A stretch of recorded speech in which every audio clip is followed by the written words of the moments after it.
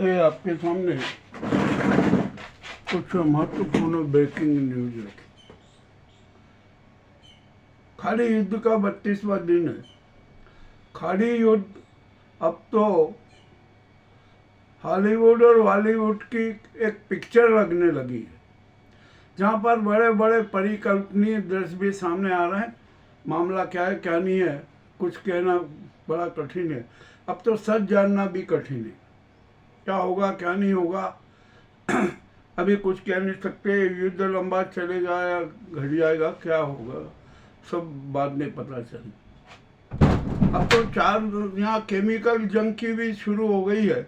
4 देशों में धुआं ही धुआं फैल रहा है, जीवन जीना मुश्किल हो गया। रेडिएशन का खतरा भी बहुत फैल रहा है। ये जो परमाणु संयंत्र पर हमले हो रहे हैं ना, और वहाँ से भी रेडिएशन का खतरा पैदा होगा। ठीक है, अब अमेरिका ने ईरान की महान एजेंसी का एक प्लेन जो दिल्ली आ रहा था उसको उड़ा दिया। महान एयरलाइंस के प्लेन से कुछ सहायता सामग्री जाना थी, किंतु अमेरिका ने उसे बीच में हवा में ही उड़ा दिया। ठीक है, अब क्या किया जाए। जब अहंकार हो जाता है ना, तो अहंकार ईरान में भी है, इजराइल में भी है, अमेरिका में भी है और भारत में भी है। तो यहाँ पर जो अहंकार का एक चतुर्भुज बना है ना, यह बहुत बड़ा घातक है। आज जो भगवान महावीर की जन कल्याणक है, बहुत जुलूस निकाले जा रहे हैं, सब कुछ हो रहा है और अहिंसा अहिंसा अहिंसा की बात की जा रही है समूचे विश्व में। किंतु यहाँ पर अहिंसा तो कुछ नजर आ ही नहीं रही है। नर सम्मान नजर आ रहा है, विध्वंस नजर आ रहा है। आखिरकार ये कैसी अहिंसा है? ये नकारात्मक हिंसा अहिंसा है या सकारात्मक? अब ये हमें निर्णय करना पड़ेगा। अब यहाँ पर राष्ट्र संघ जैसी संस्था है, उसका दायित्व विश्व में शांति स्थापित रहे, रचनात्मक विकास हो, कल्याण की बात हो, वहाँ कुछ हो भी नहीं रहा है। सिर्फ खाली बैठक और बहस हो रही है, उसके साथ कोई सार्थक परिणाम नहीं आ रहा। राष्ट्र संघ को चाहिए ताकि वह कठोर से कठोर आदेश निकाले कि जो खाड़ी युद्ध तत्काल बंद किया जाए और वो संयुक्त राष्ट्र संघ अपनी शर्तों पर युद्ध विराम की घोषणा करता। परंतु ऐसा कुछ भी नहीं हुआ। अब क्या है, राष्ट्र संघ में एक बड़ी विडंबना है कि वहाँ पर शक्ति और शक्ति संपन्न राष्ट्र है, उनको वीटो पावर मिला हुआ। तब इस वीटो पावर की जरूरत ही क्या है? महाशक्तियों में भी अहंकार है, अतः वीटो पावर समाप्त कर दिया जाए, करना चाहिए। ठीक है, अब अमेरिका है ना, ईरान के परमाणु के केंद्रों पर भी हमला करने वाला है, ऊर्जा केंद्रों पर भी हमला करने वाला है। इजराइल का भी यही प्लान है। तो आखिरकार जब आप ऊर्जा केंद्रों पर हमला कर दोगे तो उसके घातक परिणाम तो विश्व को भुगतना पड़ेंगे, ये भी किसी छिपा नहीं है। ट्रंप की इस घोषणा के बाद पुतिन ने भी बयान दे दिया कि हम भी सबक सिखा के रहेंगे। अरे भैया, सभी सबक सिखाते रहोगे, आखिरकार शांति कैसे स्थापित होगी? यह अहिंसा वहिंसा है ना, अब ये शब्द खाली किताबों में पढ़ने के लिए रह गया है, कहीं पर कुछ भी नहीं हो रहा है। अब यहाँ पर ये जो खाड़ी युद्ध है ना, ये और विकराल होता जा रहा है। रेडिएशन फैल रहा है, धुआं धुआं शहर हो रहे हैं, वातावरण प्रदूषित हो रहा है, पर्यावरण बिल्कुल खत्म बिगड़ रहा है। अब तो एसिडिक वर्षाएं हो रही है, एसिडिक वर्षा भी होने लगी है, ये भी बड़ी विचित्र की बात है। भारत में देखिए कि एकदम मौसम बदल गया। हमारा जो मध्य प्रदेश बहुत अच्छा माना जाता था पर्यावरण के मान से, वहाँ का भी पर्यावरण बिगड़ गया। मार्च के अंतिम सप्ताह में यानी कल अचानक 3 बजे के बाद तो मौसम बदला और शाम को 7 और 8 के बीच में अनेक क्षेत्रों में ओलावृष्टि होने लगी, भारी वर्षा होने लगी। ये भी एक बड़ी विचित्र बात है। तो अब यानी हमारा मानव जीवन है ना, बहुत ही संकट में आ गया। जिंदगी जीना बहुत कठिन हो गया है। तो आदमी जिंदगी कैसे जिएगा? हर तरफ कोलाहल है, प्रदूषण है, स्वार्थ की लड़ाई है। सुसंस्कारों की होली जलाई जा रही है, मानवीय मूल्यों की होली जलाई जा रही है, प्रजातांत्रिक मूल्यों की होली जलाई जा रही है, और भारत में तो संविधान तक की होली जलाई जा रही है। ये कितनी घातक स्थिति है। हम कहाँ हैं? हमने कैसा विकास किया? क्या हमने ये विकास सकारात्मक किया या नकारात्मक किया? ये भी जरा सोचने की बात है।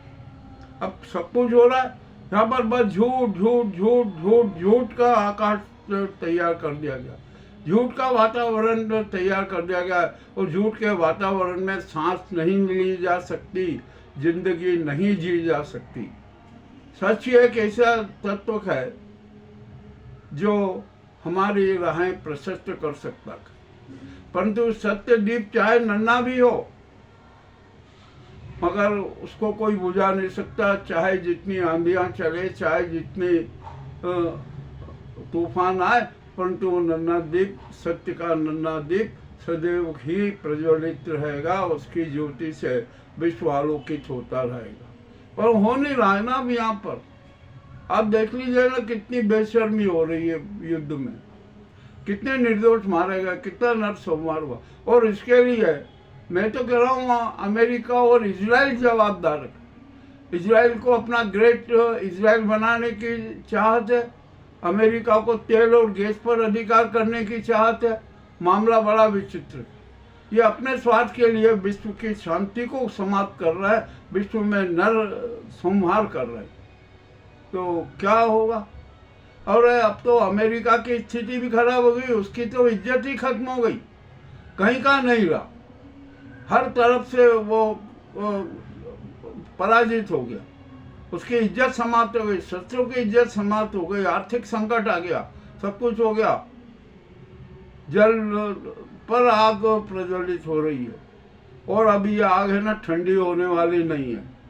ये आग लगभग 1 महीने तक और जलती रहेगी, इसमें भी कोई शंका नहीं है। अब चले जो भी हो रहा है सब निपटना पड़ेगा, हमें जीवन जीना है ना, तो जिंदगी से संघर्ष भी करना पड़ेगा, अब करते रहेंगे।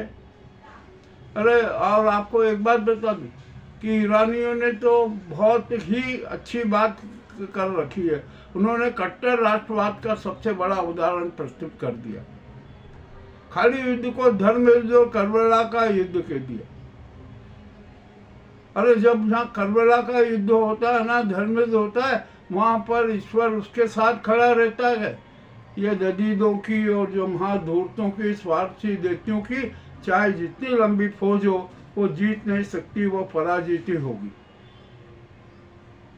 इन यदीदी संस्कृति वाले चेहरे वाले लोगों को क्या पता कि ईश्वर की कृपा सदैव सत्यवादियों के साथ होती है, सुधर्मियों के साथ होती है, मानवीय मूल्यों के रक्षकों के साथ होती है, और वे उसके लिए अपना बड़ा से बड़ा बलिदान तक करने को तैयार हैं, जिसका प्रत्यक्ष उदाहरण ईरान बना हुआ है।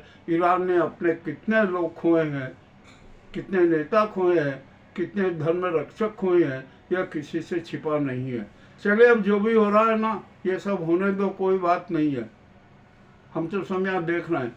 और आज भगवान महावीर के जन्म कल्याणक है, और खुशी का माहौल रहेगा, अहिंसा का बोलबाला होगा, अहिंसा का डंका बजेगा, परंतु ये सब दिखावे का है। आप छोड़ दीजिए कि कोई यहाँ पर सच्चे अर्थ में अहिंसक होगा, नहीं।